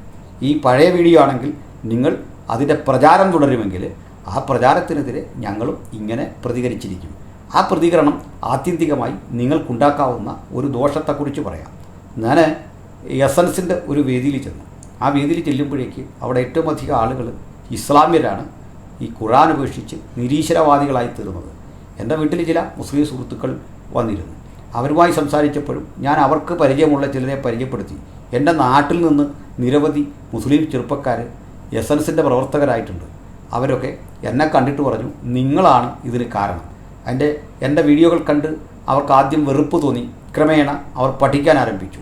ആ പഠനം ഖുർആൻ വിരുദ്ധമായൊരു ചേരിയിലേക്ക് അവരെ കൊണ്ടെത്തിച്ചു. ഞാനിത് തന്നെയാണ് എല്ലാ ആളുകളോടും പറയുന്നത്. നിങ്ങൾ ഇത് ചെയ്യുക വഴി, ഈസയും അക്ബർ സാഹിബും ഒക്കെ ചേർന്ന് ഒരുക്കിയ വഴി അത് ഖുർആൻ്റെ കുളം തോണ്ടലായിരുന്നു. ഇസ്ലാമിക വിശ്വാസത്തിന് നിങ്ങൾ ചെയ്ത ദ്രോഹം വളരെ വലുതായിരുന്നു. അതുകൊണ്ട് നിങ്ങളിങ്ങനെ പ്രചാരവേല നടത്തിക്കൊണ്ടിരുന്നാൽ ഞങ്ങൾ അതിന് എണ്ണം പറഞ്ഞ മറുപടി കൊണ്ട് പ്രതികരിക്കേണ്ടി വരും. അപ്പോൾ വീണ്ടും പറയട്ടെ, നിങ്ങൾക്ക് ഒപ്പമുള്ള ആചാര്യൻ മുഹമ്മദാണെങ്കിൽ നിങ്ങൾക്ക് ഒരാശയ സംവാദത്തിലും രക്ഷപ്പെടാൻ കഴിയില്ല. പിന്നെ നിങ്ങൾ എടുത്ത അടവുകളെല്ലാം ചീറ്റിപ്പോയി. എനിക്കെതിരെ ഇസ്ലാമിക സമൂഹത്തെ കലാപകലുഷിതമായി ഇളക്കിവിടാൻ ബഹുമാനപ്പെട്ട ബാലുശ്ശേരി ശ്രമിച്ചിരുന്നു. അദ്ദേഹം എന്തെല്ലാമാണ് പറഞ്ഞത്? പ്രിയപ്പെട്ട മുസ്ലിമുകളെ, നിങ്ങൾ ഈ ദുഷ്ടനെ, ഈ നീചനെ, ഈ നിന്ദ്യനെ എന്നൊക്കെ പറഞ്ഞാണ് എന്നെ അവഹേളിച്ച് അദ്ദേഹം സംസാരിച്ചത്. ഞാൻ പറഞ്ഞല്ലോ, എൻ്റെ മകളെയും ബഹുമാനപ്പെട്ട നമ്മുടെ ജബ്ബാർ മാഷിനെയും ഒക്കെ ചേർത്തുകൊണ്ട് അപകീർത്തികരമായ പ്രസ്താവനകൾ അദ്ദേഹം നടത്തുകയുണ്ടായി. ഞാനതിനോടൊന്നും പ്രകോപിതനായി സംസാരിച്ചിട്ടില്ല. എനിക്കതിൻ്റെ ആവശ്യമില്ല. എന്നെയും ചില കന്യാസ്ത്രീകളെയും ചേർത്തുകൊണ്ട് അദ്ദേഹം നടത്തിയ തെറ്റായ പ്രസ്താവനകളുണ്ട്. ഞാൻ ജീവിതത്തിൽ ഒരിക്കൽ പോലും എൻ്റെ സംവാദവേദിയിൽ ഒരുവൻ്റെ സ്വകാര്യതയെക്കുറിച്ച് സംസാരിച്ചിട്ടില്ല. ഒരാൾ ഏത് സാഹചര്യത്തിൽ ഇങ്ങനെ ഇസ്ലാമായി എന്ന്, ഇപ്പോൾ ഉദാഹരണം മുഹമ്മദ് ഈസ പണം വാങ്ങി ഇസ്ലാമായി എന്ന് ഞാനൊരിക്കലും പറഞ്ഞിട്ടില്ല. അത് ശരിയാകാനും സാധ്യതയില്ല. അദ്ദേഹം അങ്ങനെ പണം വാങ്ങിപ്പോകുന്ന ഒരാളായിട്ട് എൻ്റെ മുമ്പിൽ തെളിവൊന്നുമില്ല. അത്തരം ഒരു ആരോപണം ഉന്നയിക്കുന്നത് അദ്ദേഹം അല്ലെങ്കിൽ തെളിവ് വേണം നമ്മുടെ മുമ്പിൽ. അത്തരമൊരു ആരോപണം ഉന്നയിക്കുന്നത് അദ്ദേഹത്തിൻ്റെ ചോദ്യത്തെ ബൗദ്ധികമായി നേരിടാൻ കഴിയത്തില്ലാത്തവരാകാം. ഞാൻ മുമ്പോട്ട് വച്ച ചോദ്യങ്ങളെ അൽക്കുടത്തോട്ട് എന്ന വ്യക്തിയെയോ അയാളുടെ കുടുംബത്തെയോ കുറിച്ചോ കുറേ കാര്യങ്ങൾ പറഞ്ഞാൽ ഒരിക്കലും ഉത്തരമാവില്ല. അയാളൊരു തെറ്റ് ചെയ്തിട്ടുണ്ടെങ്കിൽ അയാളെ ശിക്ഷിക്കാൻ ഈ രാജ്യത്തിന് നിയമമുണ്ട്. ആ നിയമത്തിൻ്റെ വഴിയാണ് അവിടെ സ്വീകരിക്കേണ്ടത്. ഇനി അതൊക്കെ വിട്ടിട്ട് വ്യക്തിയിലേക്ക് മുജാഹിദ് ബാലുശ്ശേരി കടന്നു. കണ്ടമിടറുന്ന ശബ്ദത്തിൽ അദ്ദേഹം എനിക്കൊത്തിരി മറുപടി തന്നതിൻ്റെയൊക്കെ കാരണം ഞാൻ മുഹമ്മദിനെ വിമർശിച്ചതുകൊണ്ടാണ്. മുഹമ്മദിനെ വിമർശിക്കുമ്പോൾ അദ്ദേഹത്തിന് അറിയില്ലായിരുന്നു വെറുതെ ഇരുന്ന ഞങ്ങളെ ഇങ്ങനെ സംവാദത്തിന് വെല്ലുവിളിച്ചാൽ ഉണ്ടാകാവുന്ന ഭവിഷ്യത്ത് ഇത്ര വലുതാണെന്ന്. ഒടുവിൽ അദ്ദേഹം തന്നെ നിർത്തി. ഞാൻ കൈക്കായി ഓരോന്നിനും മറുപടി പറഞ്ഞത് രസാവഹമായിട്ട് നമ്മുടെ സോഷ്യൽ മീഡിയയിൽ കിടപ്പുണ്ട്. അപ്പോൾ ഇവരിങ്ങനെ തുടങ്ങിയാൽ ഞങ്ങൾക്ക് മറുപടി പറയേണ്ടി വരും. ഞങ്ങൾ നിർത്തിവെച്ച ഈ പ്രോഗ്രാം പുനരാരംഭിക്കേണ്ടി വരും എന്നുള്ള ഒരു പ്രതിസന്ധി നമ്മുടെ മുമ്പിലുണ്ട്. അത് നല്ലതല്ല എന്ന് തന്നെയാണ് എനിക്ക് പറയാനുള്ളത്. കാരണം അത് നിങ്ങൾക്ക് ആശയപരമായിട്ട് ഗംഭീരമായി തിരിച്ചടി തരാനേ കാരണമാവുകയുള്ളൂ. എൻ്റെ കാരണം എന്താ? നിഷ്പക്ഷമായി പഠിക്കുന്ന ഏതൊരാൾക്കും മനസ്സിലാകും ഇസ്ലാമിൻ്റെ വാദഗതികൾ, ഇസ്ലാം മുമ്പോട്ട് വെക്കുന്ന കാഴ്ചപ്പാടുകൾ, അതിനകത്തെ ഭീകരത, അതിനകത്ത് ഇവരുടെ മദ്രസകളിലോ അതിൻ്റെ പ്രഭാഷകരോ പറയുന്ന ഗുണമോ മേന്മയോ ഇല്ലാത്തതാണെന്നും ഖുറാൻ്റെ ഉള്ളടക്കത്തിൽ നിന്നോ ആ ഭൂമികയിൽ നിന്നുകൊണ്ടോ ഒരു സംവാദത്തിന് തയ്യാറായാൽ ഒരിക്കലും വിജയിക്കില്ല എന്നും ഓൾറെഡി കാലം തെളിയിച്ചു കഴിഞ്ഞു. ഇനി മറ്റൊന്നു കൂടിയുണ്ട്. ഇവിടെ ഈ പറയപ്പെട്ട സുഹൃത്തുക്കൾ നിക്കയ്ക്ക് ശേഷമാണ് യേശുക്രിസ്തു ദൈവമായത് എന്നുള്ളൊരു വാദം മുമ്പോട്ട് വെക്കുമ്പോൾ ഞങ്ങളുടെ ചോദ്യം ഇനി നിക്കയ്ക്ക് ശേഷമല്ല 2000 ആണ്ടിന് ശേഷമാണെന്ന് കരുതിക്കും ഒരു വാദത്തിനെടുക്കുക. ഈ 24 വർഷമായിട്ടുള്ളൂ. അതിനുമുമ്പ് ആരും യേശുവിനെ ദൈവമായിട്ട് കണ്ടില്ല. ആകട്ടെ, അതിന് നിങ്ങൾക്ക് എന്താണ് പ്രശ്നം? എവിടെയാണ് നിങ്ങളുടെ ഇഷ്യൂ? അപ്പോൾ ഓക്കെ, ഞാനും അത് വാദത്തിന് അംഗീകരിച്ചാൽ ഇതിലും ശ്രേഷ്ഠമായൊരു മാർഗമാണോ പ്രിയപ്പെട്ട മുഹമ്മദ് ഈസയുടെ പക്കലുള്ളത്? ഞങ്ങളെ പഠിപ്പിക്കൂ, ഞങ്ങളുടെ ചോദ്യത്തെ നേരിടൂ. ഞങ്ങൾ വെക്കുന്ന നിങ്ങൾക്കെതിരെ വെക്കുന്ന പ്രശ്നത്തെ നിങ്ങൾ നേരിട്ടിട്ട് നിങ്ങൾ മറുപടി തരൂ. ഇത് ഈ ഹോമിയോക്കാരുടെ അതല്ലെങ്കിൽ ആയുർവേദക്കാരൻ്റെ സിദ്ധവൈദ്യക്കാരൻ്റെ അരികിലേക്ക് നിങ്ങൾ ചെന്നാൽ മിക്കപ്പോഴും കുറേ നേരം അവർ പറയുന്നത് ഈ ആയുർവേദത്തിൻ്റെ ഗുണമേന്മയെക്കുറിച്ചല്ല, ഇംഗ്ലീഷ് മരുന്ന് ഉപയോഗിച്ചാൽ ഉണ്ടാകാവുന്ന ദൂഷ്യങ്ങൾ മാത്രം പറഞ്ഞിട്ട് നമുക്ക് അവരൊരു പൊടിയോ മരുന്നോ ഒക്കെ തന്നു വിടും. ചിലപ്പോൾ അത് ഫലപ്രദമായി എന്ന് വരാം. അങ്ങനെ ഫലപ്രദമാകാനുള്ളൊരു നേരിയ സാധ്യതയെങ്കിലും ഉണ്ടെങ്കിൽ ഈ മരുന്നിൻ്റെ ഗുണമൊന്ന് പറഞ്ഞു തരൂ. ഇത് പറയില്ല. ഇല്ലാത്തതെന്ന് ഇവരെങ്ങനെ പറയും? പക്ഷേ കഴമ്പില്ലാത്ത ഇത്തരം വിമർശനങ്ങൾ ആളുകളെ തെറ്റിദ്ധരിപ്പിക്കും. അപ്പോൾ ഇങ്ങനെ എങ്ങനെയോ തെറ്റിദ്ധരിച്ച ആളാണ് മുഹമ്മദ് ഈസ. അത് ഞാൻ വിശ്വസിക്കുന്നു. അതിൻ്റെ കാരണം എന്താണ്? ഇപ്പോൾ ട്രിനിറ്റി ഒരാൾക്ക് മനസ്സിലായില്ല. ട്രിനിറ്റി മനസ്സിലാകാത്ത ഒരാൾ എങ്ങനെ ഇസ്ലാം ആകണം? എന്തുകൊണ്ടാകണം? അത് പറഞ്ഞു തരൂ. ട്രിനിറ്റി മനസ്സിലാകാത്തൊരു കുറേ ആളുകളുണ്ട് ഞങ്ങളുടെ സമൂഹത്തിലുണ്ട്. അപ്പോൾ അവർ ഇസ്ലാം ആകേണ്ടത് എന്തിന് നിങ്ങൾ മറുപടി പറയണം. ഏകദൈവമാണ് അവിടെ ഉള്ളത്. ഏകദൈവം വേറെ മതങ്ങളിലുമുണ്ട്. ഓരോ ഏകദൈവം മാത്രമേ ഉള്ളൂ എന്ന് വിശ്വസിക്കുന്ന യഹോസാക്ഷികളുണ്ട്. അപ്പോൾ നിങ്ങളെന്താ അങ്ങനെ അത് തിരഞ്ഞെടുക്കാത്തത്? അഹൂരമസ്ത ഏകദൈവം മാത്രമാണ് പേർഷ്യക്കാർ വിശ്വസിക്കുന്നത്. ഇങ്ങനെയൊക്കെ ഉണ്ട്. പക്ഷേ അതിനേക്കാൾ ഇതിൻ്റെ മേന്മ എന്താ? അതിനേക്കാൾ ഒരു മേന്മ ഇല്ലെന്ന് മാത്രമല്ല, ഈ മതങ്ങളിൽ നിന്നെല്ലാം അത്യാവശ്യം കോപ്പിയടിച്ച ചില ആശയങ്ങളും ആ കോപ്പിയടിക്കുന്നതിൽ പോലും വരുത്തിയ ചില വീഴ്ചകളും പ്രമാദങ്ങളും അതിലുണ്ട്. സർവോപരി ഈ പഠിപ്പിക്കുന്ന ഈ ശ്രേഷ്ഠമായ മാർഗമെന്ന് പറഞ്ഞ് പുലമ്പിക്കൊണ്ടിരിക്കുന്ന ആശയത്തിന് യാതൊരുവിധ ധാർമ്മികതയുടെ പിൻബലവുമില്ല. അതിൻ്റെ ആചാര്യനായ മുഹമ്മദിന് ഏതെങ്കിലും തരത്തിൽ ജീവിത മാതൃകകളുമില്ല. ഇതാണ് ഞങ്ങൾ മുമ്പോട്ട് വച്ചിട്ടുള്ള കാര്യം.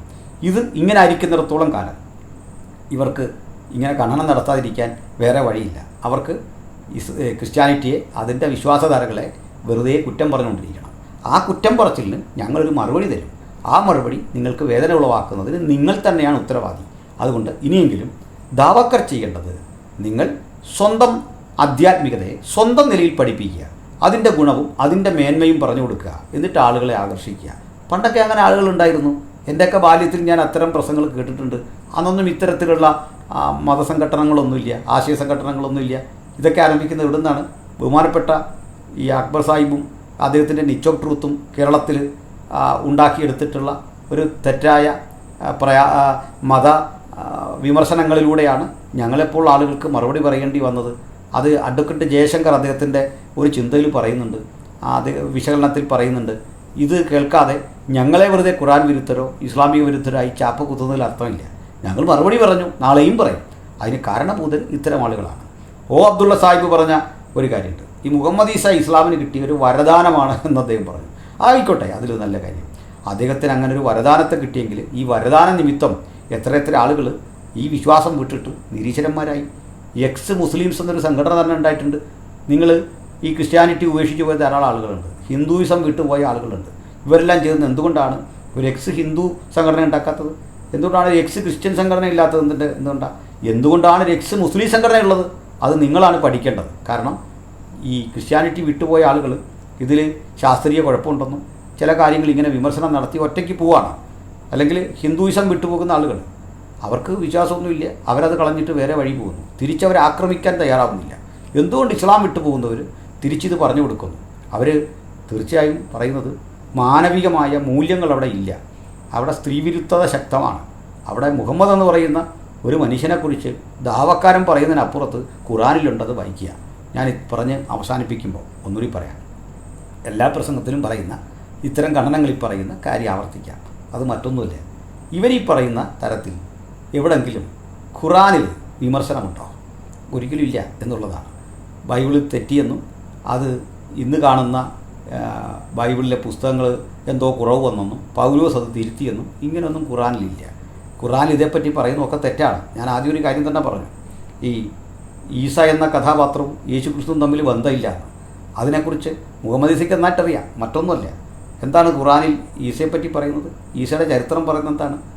അത് മറിയമിൻ്റെ മകനായ ഈസ, മറിയമിനെക്കുറിച്ച് പറയുന്നത് മറിയം ഇമ്രാൻ്റെ പുത്രി, അതുപോലെ ഹറൂണിൻ്റെ സഹോദരി.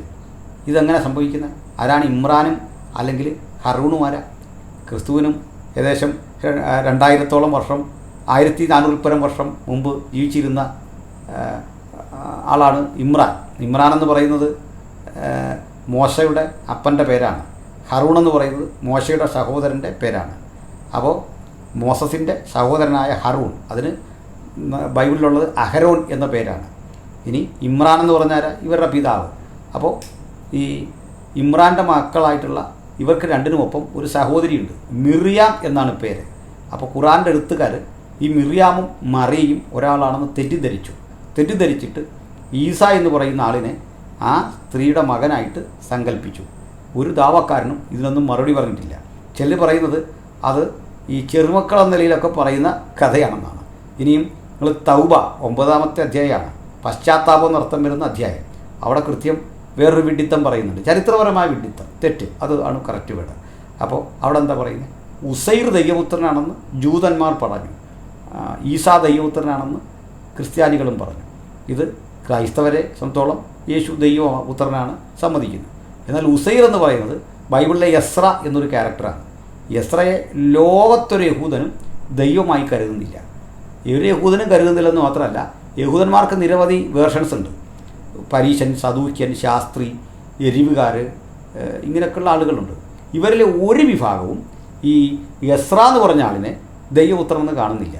ഇതൊക്കെ ഖുറാനെ പറ്റി പിടിച്ചിരിക്കുന്ന ഒത്തിരി അബദ്ധങ്ങളാണ്. അല്ലെങ്കിൽ ഇവർ കൃത്യമായിട്ട് പറയട്ടെ, ഏത് യഹൂദ വിഭാഗമാണ് ഈ യസ്ര ശാസ്ത്രിയെ ദൈവമായിട്ട് കരുതുന്നത്? ദൈവപുത്രനായിട്ടൊന്നും ആരും കരുതുന്നില്ല. ഇതൊക്കെ തെറ്റായിട്ടുള്ള വാദഗതികളാണ്. അതുകൊണ്ട് ഇങ്ങനെയുള്ള അബദ്ധങ്ങളിലൂടെ ബൈബിളിലെ ചില കഥാപാത്രങ്ങളെ ഇപ്പുറത്തേക്ക് മാറ്റി മൊഴി മാറ്റിയെടുത്തിട്ട് ഇവ രണ്ടും ഒന്നാണെന്ന് കൂടി വരുത്തി തീർക്കാൻ ശ്രമിച്ചാൽ അത് അതിസാഹസികമായ ഒരു പ്രവൃത്തിയാണ്. അതുകൊണ്ട് പിന്നെ അതേ ഖുറാനിൽ തന്നെ പറയുകയാണ്, ഇത് സംശയമുണ്ടെങ്കിൽ പോയിട്ട് യഹൂദനോടും ക്രിസ്ത്യാനോടും ചോദിക്കാൻ, അല്ലെങ്കിൽ പൂർവ്വവേദക്കാരോട് ചോദിക്കാൻ. എന്തെല്ലാം വിഡിത്തങ്ങളാണ്! ഒരു തരത്തിലും അത് മുഴുമിപ്പിക്കാൻ കഴിയില്ല. ഒറ്റവാക്കിൽ ഞാൻ ഇങ്ങനെ പറഞ്ഞു നിർത്തട്ടെ, ഈ ബൈബിളിനെ എങ്ങനെ സമീപിക്കണം എന്ന കാര്യത്തിൽ ഇന്ന് വരെ ഒരു ദാവാക്കാരനിലും ഒരു നിലപാടില്ല. ചിലപ്പോൾ അവർ പറയും അത് ദൈവവചനമാണ്. എങ്ങനെയാണെന്നറിയോ? ഇവർക്ക് ആവശ്യമുള്ളൊരു തെളിവ് വല്ലതും എടുക്കണമെങ്കിൽ നേരെ ബൈബിളിലേക്ക് പോകും, ആവശ്യമുള്ളൊരു കാര്യം. എന്നിട്ട് പറയും അതിൽ കുറേ ശരിയുണ്ട്, കുറേ തെറ്റുണ്ട്. എന്നാൽ കുറേ ശരിയും കുറേ തെറ്റും എങ്ങനെ കണ്ടുപിടിക്കും? അതിന് വല്ല വഴിയുണ്ടോ? ഇതിൽ കുറേ തെറ്റും കുറേ ശരിയും ഉണ്ടെന്ന് എവിടെയെങ്കിലും അള്ളാഹു പറഞ്ഞിട്ടുണ്ടോ? ഖുറാനിൽ പറഞ്ഞിട്ടുണ്ടോ? മുഹമ്മദ് പറഞ്ഞിട്ടുണ്ടോ? ഒന്നുമില്ല. പിന്നെ ആരാ പറയുന്നത്? ഇവരൊക്കെ തന്നെ.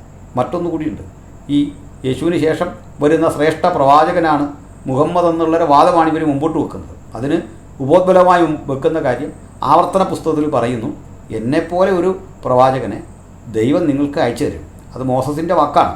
യഹോവയായ ദൈവം എന്നെപ്പോലെ പ്രവാചകനെ നിങ്ങളുടെ സഹോദരന്മാരുടെ ഇടയിൽ എഴുന്നേൽപ്പിച്ചു തരും. അത് മുഹമ്മദാണെന്നാണ്. ഇനി യേശുക്രിസ്തു പറഞ്ഞു, ഞാൻ പോയ ശേഷം സത്യത്തിൻ്റെ ആത്മാവെന്ന മറ്റൊരു കാര്യസ്ഥനെ പിതാവ് നിങ്ങൾക്ക് അയച്ചു തരും. ഈ രണ്ടും മുഹമ്മദാണെന്നാണ്. അപ്പോൾ ഞങ്ങൾ സമ്മതിക്കാൻ ഒരു ബുദ്ധിമുട്ടുമില്ല. ഖുറാനിലുണ്ടോ ഇങ്ങനെ? ഏത് അധ്യായത്തിലാണ്? അല്ലെങ്കിൽ സ്വഹീഹായ ഹദീസിൽ എവിടെയുണ്ട് ഇങ്ങനൊരു വചനം? ഹസനായ ഹദീസിൽ കിട്ടിയാലും മതി, അതൊക്കെയാണല്ലോ പ്രാമാണികമായിട്ടുള്ളത്. ഇവിടെ ഇതിൽ ഏതുണ്ട്? ഏതെങ്കിലും ഹദീസിൽ മതി. സ്വഹീഹാകണമെന്നില്ല, മുതവാദിറാകണം, ഇതൊന്നും നമുക്ക് നിർബന്ധമില്ല. നിങ്ങൾ പറയും ഏത് ഹദീസിലുണ്ട്? ഇല്ല. ഇനി ഖുർആനിലൊട്ടുമില്ല. ഇനി നമുക്ക് പിന്നെയും വരാം. യേശു പ്രവചിച്ച പരക്ലിത്തോസ്, ആശ്വാസപ്രദൻ മുഹമ്മദാണെന്നാണ്. ഇത് മുഹമ്മദ് പറഞ്ഞോ? അല്ലാഹ് പറഞ്ഞോ? ഖുർആനിലുണ്ടോ? ഇതൊന്നും ഇവിടെ ഇല്ല. ഉണ്ടെങ്കിൽ നിങ്ങൾ റെഫറൻസ് തന്നാൽ മതി. മുഹമ്മദ് ഈസയ്ക്ക് വേണമെങ്കിൽ റെഫറൻസ് ഇടാം കേട്ടോ. അദ്ദേഹം ആ സാഹചര്യമൊന്നും മുതൽ ഇല്ലാത്ത റെഫറൻസ് ഇവിടുന്ന് തരാനാണ്. അതുകൊണ്ട് ഞാൻ ഇത് നീട്ടിക്കൊണ്ട് പോകുന്നില്ല, ഇങ്ങനെ പറഞ്ഞ് അവസാനിപ്പിക്കട്ടെ. പ്രിയപ്പെട്ട മുഹമ്മദ് ഈസ, താങ്കൾക്ക് ഗുരുതര തെറ്റുപറ്റി. ഒന്ന്, ബൈബിൾ വായിച്ച് നിങ്ങൾ കണ്ടെത്തിയ നിലപാടിൽ തെറ്റുപറ്റി. നിങ്ങൾക്കുണ്ടായ സംശയത്തിൻ്റെ പരിഹാരത്തിന് നിങ്ങൾക്ക് സ്വീകരിക്കാവുന്ന സ്വാഭാവിക വഴികൾ വിട്ട് നിങ്ങൾ ഇസ്ലാമിലേക്ക് ചേക്കേറിയത് ആശയപരമായ ഗുരുതര പീശകാണ്. കാരണം അതിലൊരു നന്മയും നിങ്ങൾക്ക് എടുത്തു പറയത്തക്കതായിട്ടില്ല.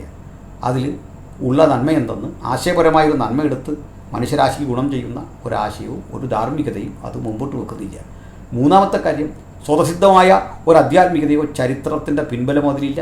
മറിച്ച് തെറ്റും അധാർമികവും മനുഷ്യരാശി ചെയ്യാനറയ്ക്കുന്ന തിന്മകളുടെ വഴികളിലൂടെ മനുഷ്യരാശിയെ നയിക്കുന്ന പ്രവാചകനെന്ന് നിങ്ങൾ പേരിട്ട് വിളിക്കുന്ന ഒരു മനുഷ്യൻ്റെ ചെയ്തികളുമാണ് അതിൻ്റെ ഉള്ളടക്കം.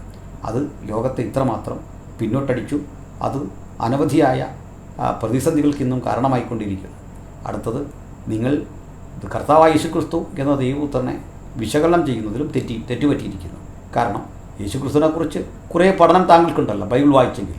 ആ യേശുവിൻ്റെ സ്വഭാവ മഹിമയോടും ഗുണനിലവാരങ്ങളോടും ധാർമ്മികമായ ജീവിത കാഴ്ചപ്പാടുകളോടും ഒരു തരത്തിലും പൊരുത്തപ്പെടാത്ത മുഹമ്മദ് എന്ന വ്യക്തിയെ നിങ്ങൾ യേശുവിനും ശ്രേഷ്ഠനെന്നൊക്കെ പറയാൻ അപാരമായ ആ പദവിക്കുന്നത് വേണം, അപാരമായ ഒരു തൊലിക്കെട്ടി വേണം, അല്ലെങ്കിൽ സാധിക്കുന്ന കാര്യമില്ല.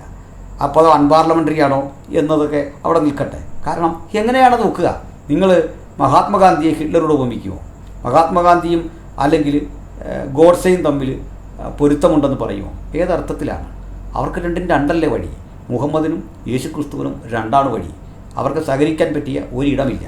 രണ്ട് ശബ്ദം, രണ്ട് കാഴ്ചപ്പാട്, രണ്ട് തരം കണ്ണുകൾ, രണ്ട് തരം വീക്ഷണം, അങ്ങനെയൊക്കെയാണ്.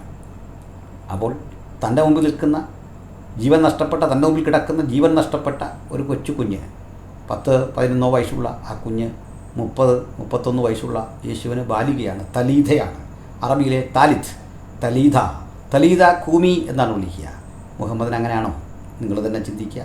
അപ്പോൾ പ്രായമുള്ളവരോട്, ശിശുക്കളോട് ഒക്കെ ഇടപെടുന്ന, മറ്റൊരുവൻ്റെ പത്നിയോട് ഇടപെടുന്ന, മറ്റ് സ്ത്രീകളോട് സംസാരിക്കുന്ന, ഇടപഴകുന്ന, അതിൽ ക്രിസ്തുവും പൗലുസും പത്രോസുമൊക്കെ കാട്ടിയ ഉയർന്ന ധാർമ്മിക നിലവാരം. മുഹമ്മദ് തപസ്സിരുന്നാൽ എത്തിപ്പിടിക്കാനാവാത്ത ഉയരത്തിലാണ് അവർ സ്വീകരിച്ചു വന്ന ധാർമ്മികത. ആ ധാർമ്മികതയുടെ 7000 കോടി അകലത്ത് പോലും വരാൻ കഴിയാത്ത വിധം അകലങ്ങൾ നിൽക്കുന്ന മുഹമ്മദ്. നിങ്ങളെങ്ങനെയാണ് ഇവരെ തമ്മിൽ തുലനം ചെയ്യുന്നത് പ്രിയപ്പെട്ട ഈസ? അതുകൊണ്ട് ഒന്ന് പറഞ്ഞ് അവസാനിപ്പിക്കട്ടെ. എൻ്റെ ഈ വാക്കുകൾ കേൾക്കുന്ന സുഹൃത്തുക്കളെ, യേശുക്രിസ്തു എന്ന അജയ്യനായ ദൈവപുത്രൻ്റെ ജീവിതത്തോട് ഏതെങ്കിലും തരത്തിൽ താരതമ്യപ്പെടുത്താവുന്ന ഒരു മനുഷ്യനും ഇഹലോകം കണ്ടിട്ടില്ല. അത് ഭക്തിപുരസരമുള്ള എൻ്റെ വാക്കുകളായി നിങ്ങൾ ധരിക്കേണ്ട. അതും ഒരു സംവാദത്തിന് വഴിയാകുമെങ്കിൽ ഞങ്ങളിതാ ആ സംവാദത്തിൻ്റെ ഭൂമിക അല്ലെങ്കിൽ അത്തരമൊരു വാതായനം നിങ്ങളുടെ മുമ്പിൽ തുറന്നിടുന്നു.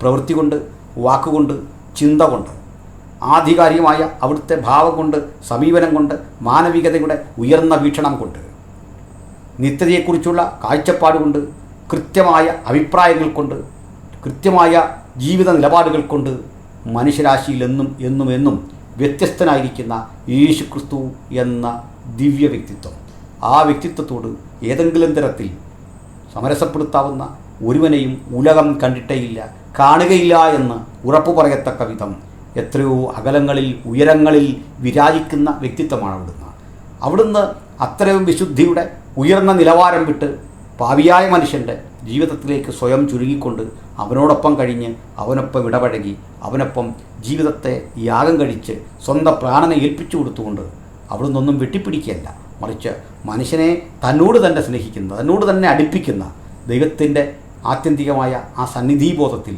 എന്നും മനുഷ്യരാശി നിലനിർത്താൻ പരലോകം വിട്ട് ഇഹലോകത്തിലേക്ക് ഇറങ്ങി വന്ന ദൈവകുഞ്ഞാടായ കർത്താവായ യേശുക്രിസ്തുവിനെ ഈ വചനം കേൾക്കുന്നവർക്ക് മുമ്പിൽ ഞാൻ ഒരിക്കൽ കൂടി പരിചയപ്പെടുത്തുന്നു. നിങ്ങൾക്ക് അവിടുത്തെ കൃപയും സമാധാനവും സന്തോഷവും ഉണ്ടാകട്ടെ. പ്രിയ സഹോദരൻ മുഹമ്മദ് ഈസയ്ക്ക് തെറ്റിതിരുത്തി യാഥാർത്ഥ്യബോധത്തോടെ മുമ്പോട്ട് പോകാനുള്ള കാഴ്ചപ്പാട് ദൈവപരിശുദ്ധാത്മാവ് നൽകട്ടെ എന്ന പ്രാർത്ഥനയിൽ ഉപസംഹരിക്കുന്നു. നന്ദി, നമസ്കാരം.